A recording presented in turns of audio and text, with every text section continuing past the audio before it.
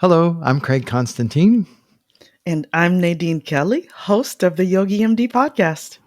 Welcome, Nadine. It's a pleasure to get a chance to talk to you while recording. I've talked to you a lot. I've had a chance to see you coach, probably not as often as I need to be seeing you coaching.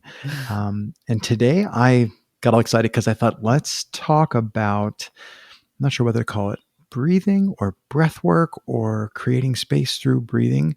I've seen you have an opportunity to do this with the coaching calls that we've been in for some of the Akimbo courses. And aside from the fact that it really like zones everybody into the same space, which is great for having a call where we're trying to like all learn together, I also think it has amazing benefits, just like right on the spot. It's something you can do real quick. So I'm just wondering, I kind of think I know how you got into it since you're also an accomplished yogi instructor. But what are your thoughts on breathing and in the context of podcasting, like as somebody who also sits behind the mic and tries to guide conversations? There are so many benefits to great breathing, especially for a podcaster. We are doing work that tends to be pretty solitary. Even if it's not solitary, if you're not doing a host on mic episode, if you're doing an interview, sometimes there are nerves involved. Most of the time, I will say there are nerves involved. No matter Mm-hmm. how long you've been doing it, if you care about your work, you're Yes. nervous. And so connecting with your breath is a great way to diminish the fight or flight response and boost the parasympathetic response, which is rest and digest, calm. It brings focus, it brings clarity, and it brings great preparation. And we can't really talk about good breathing without talking about great posture. So I'm super, Yes. super into making sure my space is very comfortable too as I'm about to start my recording, and my posture. So, am I wearing comfy clothes? Do I have my water nearby? Is my chair set up correctly? Are my feet flat on the floor? And is my spine lengthened? And it's not so much just because you want to be stiff and really thinking about this upright posture, but the good posture allows for the rib cage to be in the great place and your head to be in the right place for proper breathing to be amplified. Mm-hmm.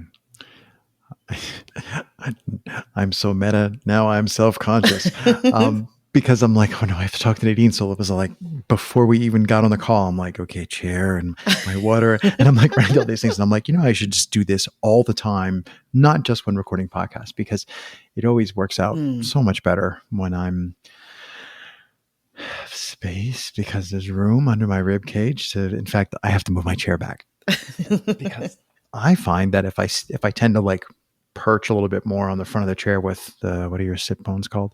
Get your sit Ischial bones on the chair. tuberosities. Mm-hmm. Yes.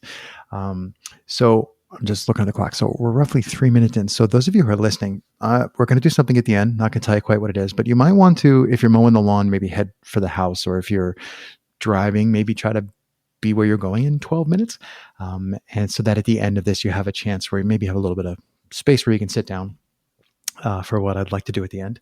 But having detoured to say that, um, I I can distinctly remember situations where I've done really long podcasts and I'm in that total slouched, hey, new word, that completely slunched over thing. And if my memory serves, your vagus nerve runs Mm-hmm. right down the center under your rib cage, buried in there deep. And when you lean forward and crush that with your, what's at the end of your sternum, the xiphoid process. Process, yes. Whew, turned into a physiology podcast. You don't really realize you're doing that, but then I would like get up, and then there'd be like this, not woozy, but like you can totally feel the change in Mm-hmm. posture. And that was like the first time that I realized that, oh, I am an embodied being. And if I squish the body, there's no way that I can possibly be my best self. Um, so what do you think is, I was going to say, what's like a common mistake that you see people make? Maybe not just in podcasting, because you probably don't we don't get to actually look over the Hmm. shoulders of the people that are doing podcasting, but I'm thinking maybe in yoga practices, you see more people like right up close and get a chance to dissect them. That's a little harsh, but what are common mistakes you see people make? With posture, rounding of the shoulders forward, Mm, slouching, and forward head carriage. mm, So having your head projecting too far forward. So think of a person who's reading and the head is tilted and the chin is down and mm, forward. When you get into the habit of keeping your head that way, that causes neck pain and discomfort. And it also, again, impacts your posture, the ability to breathe, the ability to feel energetic. Because when your body is out of balance like that, when your skeleton is tilted forward, you're asking your muscles to do mm. more work than is necessary. And it doesn't seem like that because, oh, I'm slouching, so I'm not using energy. That's actually not true. You're using more energy because your muscles are imbalanced. And then you're also taxing your joints because they're not aligned properly. I think that's maybe 10 years ago. I'm like, oh, right. I need to, like, the spine is composed of a whole bunch of joints. And Mm-hmm. I just this morning, because I do this every morning, I was, I don't know, child's pose, like toes straight, shins flat on the floor. And I just kind of like worked my way down there, making a whole bunch of those old person noises, right? Like, and I get down there and it's like, well, maybe I can get my elbows on the floor. And eventually I can get my elbows on the floor. And then it's kind of like forearms and shins. Mm, And sometimes it's so delightful to just like shift a couple of vertebrae over and you can kind of do like a little serpentine wiggle mm-hmm. through your spine. And this morning it was because I was stacking firewood yesterday. This morning was like, it was just like this whole sequence of things. They didn't hurt. And then I was like, and then like you just like melt. And then I mean, I'm not a yoga practitioner. I'm really bad, but then the other things that I wanted to do were suddenly way more accessible for like range of Mm-hmm. motion and reach. And I was able to breathe again. And I just think, I don't know how many people who podcast ever really think about that kind of stuff. I took some Tai Chi classes is where I learned a little bit of that and just like Mm, becoming how to do a body scan, like, just be like, mm-hmm. how does this feel? How does that feel? Why is, and I think that served me well when I remember to do it. So do you have a pre-flight, like a mental pre-flight checklist before you podcast that you run through? I know you were talking about having your space arranged, but do you have like all right, now before the guest shows up, I'm starting at the tip of my hair and working down or? I actually don't do the body scan right before I am ready to podcast. I just make sure I'm calm. I make sure, again, so you mentioned the environment is comfortable, but also because I'm a person who likes to be prepared.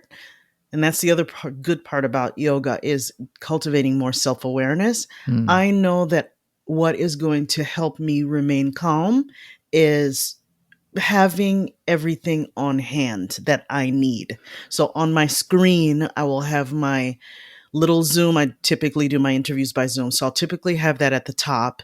And then on the bottom, adjacent to one another, I will have my notes, and I have really gotten away from scripted questions and having to read questions. It's just a roadmap. So just a few Hmm. words, bullet points. So that's open on the left. And then on the right next to it is Audacity. I have that open so that I can record myself on Audacity as a backup. Hmm. And then I know that I don't have to worry. So then the breathing is easier, the posture is easier. I don't feel tension. And that's really how I prepare beforehand. Hmm. I'm thinking the practice of no practice. Like, yeah, that sounds exactly like chop wood, carry water, sort of done this enough that I should be able to get out of my own way. I think that's a very enlightened. Uh, Another thing that I have just started doing, well, I can't say just, it's been a month now. So I believe it's definitely a habit that I've established now. This has made quite a difference for me in my energy. I used to wait or fit my workouts into my day, if that makes sense. So, oh, I have this pocket of time, I'll fit it in here. Mm-hmm. But as of late, I've started getting up in the morning. I still drink my coffee. I love my coffee. So I'll have my cup of coffee while I'm answering emails and looking over various Akimbo workshops because I'm a coach in a couple. And right after the coffee, and I'm done with my administrative few things for a few moments, so maybe a half hour, then I go straight to my workout. Hmm. And I've been doing moderate to intense workouts 6 days a week at this point for the last month or so. And it has changed my general state on a regular basis noticeably. Hmm. So I don't feel as lethargic, say, if I'm going to do a 2 or 3 o'clock in the afternoon podcast interview, Hmm. where we normally have that slump because of that workout. Hmm. It just gives me more energy. So I found that preparation, even though I didn't necessarily plan for it that way, has made quite a difference. Hmm. That is a very, I, my wife and I don't like to run. I hate running. I'm not shaped like a runner. I mean, I'm shaped like a human, but I'm not really shaped like a runner. But yeah, on the mornings where, she'll be like, so I think I'm running this morning, which is her way of saying, like, you should get up from your desk and you, sir, should run, and on the mornings when I drag myself out there and do it, yeah, it changes the tone of the whole day. There's just something, I mean, part of it is like rock star. I did it. It was like, I'm not telling you how slow I run, but like, well, if I can do that, I can remember to sit up straight and breathe. And It's important. yeah. Yeah. No, I like where you're going with that because yes, that the breathing and the better posture not only provides the physical benefits, but there are the mental and emotional benefits. It does boost your confidence. It does make you feel like a Yeah, rock you star. mentioned parasympathetic, and like, yes, there's something about when you finish running or whatever I mean, you could just lay on your back and do, my brain doesn't work. What's the corpse pose? There's a Mm-hmm. savasana, right? He's laying, Savasana. Mm-hmm. yeah, savasana, and just practice breathing, and like you can do other simple poses that activate and move the blood and breath. Absolutely. And then when you finish that, your body automatically goes and parasympathetic. Like you just automatically get that yin yang balance. My brain's all over the place. Okay, so I asked you about the joy of we're not editing. I asked you about what common mistakes you see people make. Mm-hmm. And I think it was pretty clear that, like, if you can only do one thing, it'd be like fix your posture and spend some time doing a little breathing. Like if you're a podcaster and you're about to press record. Oh, and can I say one quick Absolutely. thing while I'm thinking about that? So not only does sitting up nice and tall or standing nice and tall benefit your posture, it increases your focus. It's just good physically. It's good mentally. It's good energetically. But here's something that a lot of people ask me about in yoga classes. Nadine, let's do some core work. And I always tell them, if you sit up straight and if you stand straight, you are strengthening your core. So yeah, that's a great point. There's also, I was just thinking, I'm meta. I'm laughing because Nadine can see me, right? I'm animated, like Craig is Italian, and there's like, you gotta keep nothing within 2 feet or I'll wipe it out. And the microphone is very carefully placed so that I don't smack it with my hands. Cannot be on the desk in front of me. But I find that if I once tried to do, I think I did 4 full length interviews in one day. And first of all, I was physically exhausted, but the guests, people generally are really good at picking up on how you really are, like how you really are feeling, how you really are energized, how you really are breathing. And no matter how much you want, like in that case, no matter how much I wanted to show up for that last interview, I was just burnt. And as soon as I change my posture, even if I move the mic down so I sound the same, as soon as I change my posture like this, it's the other person. You can tell. It's almost like we have millions of years of evolution learning to read other people. So I think that it's contagious in that way too. If the two of us are smiling and upbeat and upright and breathing, then it's infectious, and people probably, I would assume, can hear it. Um, and my brain just went, I've been saying for years that there's something about the auditory medium, and I think it has to do with the fact that our ears are connected to a very old part of our brain. Mm. That auditory is very good audio. It really draws you in, and it can be very calming. It can also be very exciting. But now I'm thinking there's also an aspect of breath work. Like, even if you can't hear me breathe, I don't know if that'll survive the gate filter, but even if you can't hear me breathing, you can tell when I pause and take a deep breath. And that's also, I think that's also got to come through to the person on the other side, the person listening to your work. They're going to hear that. Go ahead. That's so fascinating, Craig. We've waited too long to talk to each other, but okay. I just did a show. I have a companion show to my podcast. It's called Notable Quotables. And for that, I do video. I always do video, but I actually transmit the video or publish the video on YouTube for Notable Quotables because it's about talking to my listeners and getting the feedback from them. What did they learn from the previous episode? What did they like? What's a takeaway? And I get to learn more, and it gives me more information about my podcasting and how to get better. But one of my recent guests said to me, I didn't necessarily know that this would happen, but it was intuition. I did an episode about the strong Black woman syndrome and how stressful that is. And I had a therapist on and I had my sister on. So two generations talking about that from their perspective. And so, as you can probably tell, it was a heavy episode. It was heavy. It was a heavy subject. Stuff, right? So as you know, I'm a drummer, and I've been playing with music for my podcast episodes. And one of my songs that I did has me sighing in it.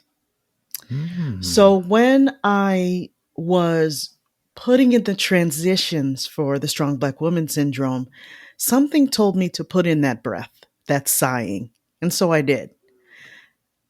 And my guest said, "Oh my God, thank you for putting that in." She brought it up. She said, because when it came, I needed it and I was ready for it. I needed to take a breath. I needed to take that pause to process what was happening, what the guests were saying. So, yes, the breath is important, Craig. Yes, it is. My least favorite part is that I have to talk. I got to say something, but nothing I can say can follow that. So I just leave the biggest pregnant pause I can stand, and then I wreck it. Yes, totally. So, dear listener, I'm like, oh, wow, look at how much time has gone by. Hopefully you have found your way to a space, maybe with a chair. It's probably a little easier to do sitting down. So I warned Nadine in advance. I said, hey, could you? So I would like you, the people listening, to follow along with us here. And let's just give this a try. Sit comfortably and tall in your chair. Stack your shoulders over your hips and make sure that your head is centered over your pelvis. The back of your head is lined up with the back of your pelvis or your sacrum. Lengthen your neck, relax your jaw and tongue, relax your forehead. Make a very small space between your teeth. Relax your hands in your lap. Stack your knees over your ankles. And simply for now, notice there's no need to control. There's no need to do anything differently or change anything differently in this moment. Simply notice the gentle rise from belly to chest as you breathe in, and the gentle fall from chest to belly as you breathe out. At this point, if it feels comfortable, you can close your eyes. If that's uncomfortable, simply soften your focus and look down.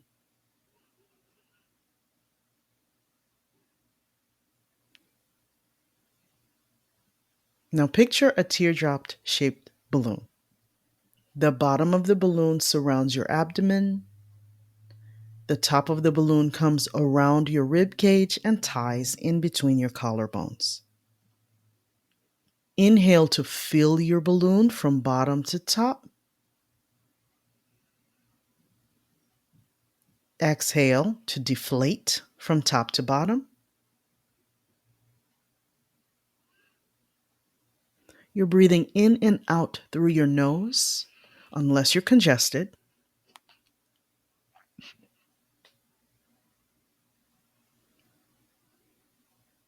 The breath is slow, deep, continuous, without pause, soundless, and even on the inhale and the exhale.